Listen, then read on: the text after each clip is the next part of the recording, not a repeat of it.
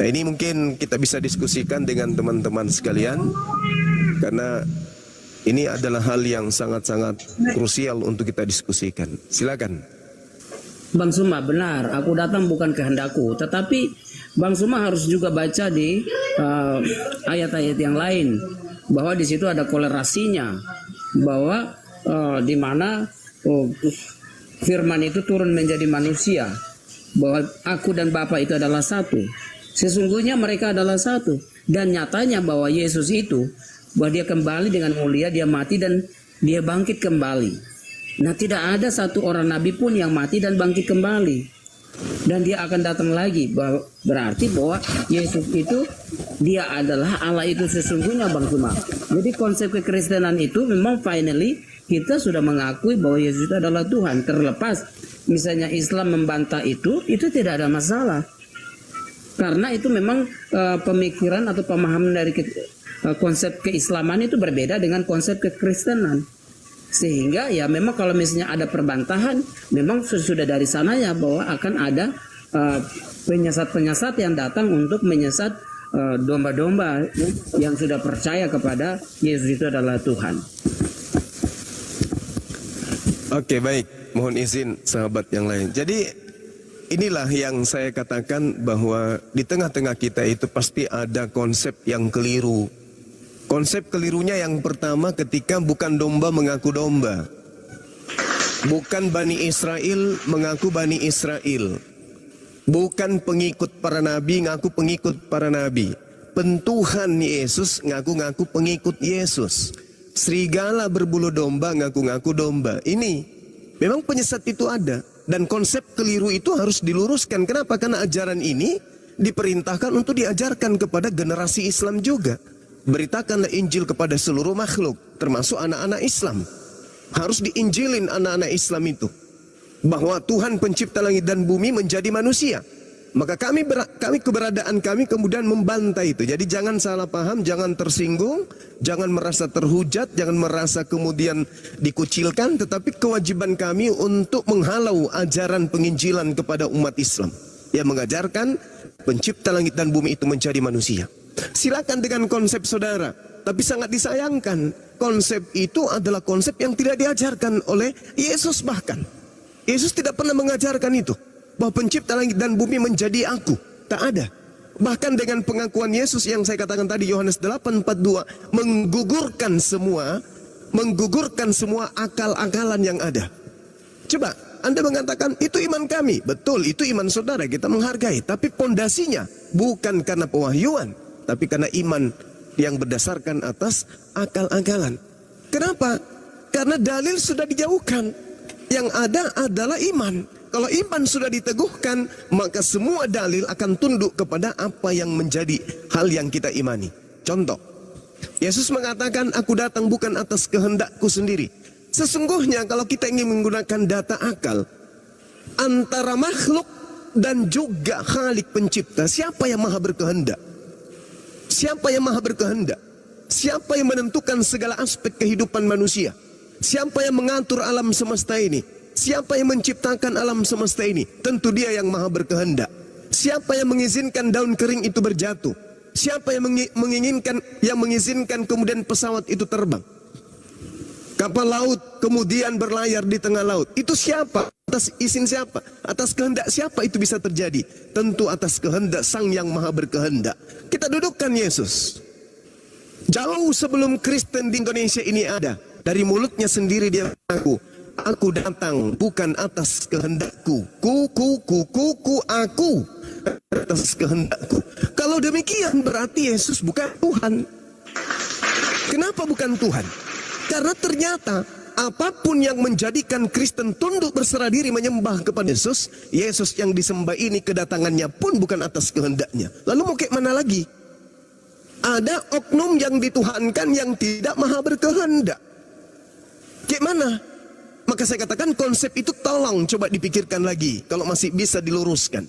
Aku datang bukan atas kehendakku sendiri. Artinya Yesus, Sang Yesus bukanlah yang maha berkehendak.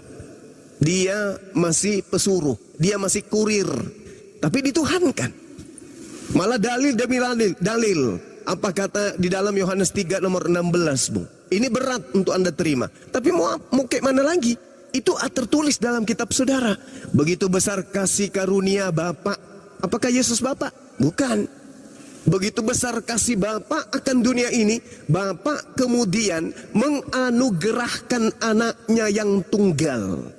Supaya siapa yang percaya kepada anaknya, maka akan memperoleh hidup yang kekal. Tidak akan mati di dalam dosanya. Yang menolak mati dalam dosa. Sekarang, yang menjadi tolak ukur yang harus dipercaya siapa? Bapak-bapak gereja, Paulus, pengarang kitab kanonik, pendeta, pastor, jemaat Kristen, atau Yesus? Orang berpikir, Bang, orang sehat akal pasti berkata, menurut Yohanes 3:16, yang harus dipercaya adalah Yesus. Nah sekarang, mari kita kembali kepada Yesus. Percayakan kepada Yesus. Wahai Yesus, kamu ke atas muka bumi ini, katanya kamu Tuhan ya, yang menjadi manusia. Apa kata Yesus? Yohanes 8:42, aku datang bukan atas kehendakku. Lah, kalau Anda datang bukan atas kehendak Anda, berarti yang berkehendak Anda datang itu bukan Anda. Ya emang, Bapakku lebih besar daripada aku. Aku tidak bisa berkata-kata dari diriku. Aku tidak bisa berbuat apa-apa dari diriku. Bapakku yang di surgalah yang melakukan itu semua. Aku hanya perantara. Tetapi oleh karena iman sudah kudu menjadi level tertinggi, maka semua dalil-dalil yang digunakan Yesus terpatahkan oleh doktrin. Nah sekarang siapa yang tepuk tangan? Ketika ada makhluk yang tidak berkehendak dituhankan. Yang tepuk tangan siapa di sini? Sedangkan kami umat Islam diterangkan sangat jelas, wala tattabi'u khutuwatis syaitan. Wahai umat Islam yang diinjilin, jangan kau mengikuti langkah-langkah setan. Innahu lakum aduwwum mubin. Sesungguhnya yang mengajarkan kalian menyembah kepada sesama kalian manusia itu adalah musuh nyata bagimu. Nah ini saya harus sampaikan. Kenapa? Karena Kristen juga diperintahkan untuk menginjili umat Islam. Jadi silakan Anda bantah, buktikan bahwa yang maha berkehendak itu adalah Yesus. Silakan Bang. Saya menjawab bahwa di dalam Yohanes 4 ayat 1 sampai 38 itu saya belum bahas, bahwa saya mau sampaikan bahwa Yesus itu dia sudah ada sebelum Abraham ada. Itu saya mau menjawab bahwa Yesus itu sudah ada, ya, bahwa dia sudah ada sebelum Abraham, sebelum bumi ini terbentuk dia sudah ada, ya. Tapi yang kita kenal saat ini adalah Yesus Kristus. Dulu orang mengenalkan dia adalah Elohim itu sendiri, ya. Nah, bagaimana kita bisa mengakui bahwa semua bangsa mengakui dia, termasuk kami, orang Indonesia juga harus menyembah dia, ya. Nah, karena berdasarkan Yohanes 4:1-38 bahwa percakapan dengan perempuan Samaria, ya kita lihat, kita lihat ya, bahwa di mana Yesus datang dan seorang perempuan Samaria ini dia bukan orang Yahudi, bahwa dia orang campuran, ya. Tetapi Yesus tahu bahwa dia itu siapa. Nah, oleh karena itu Yesus berjumpa dengan seorang Samaria tersebut. Bahwa Yesus meminta air kepada dia. Pada waktu tradisi orang Yahudi bersinggungan dengan orang yang bukan Yahudi itu sudah berdosa.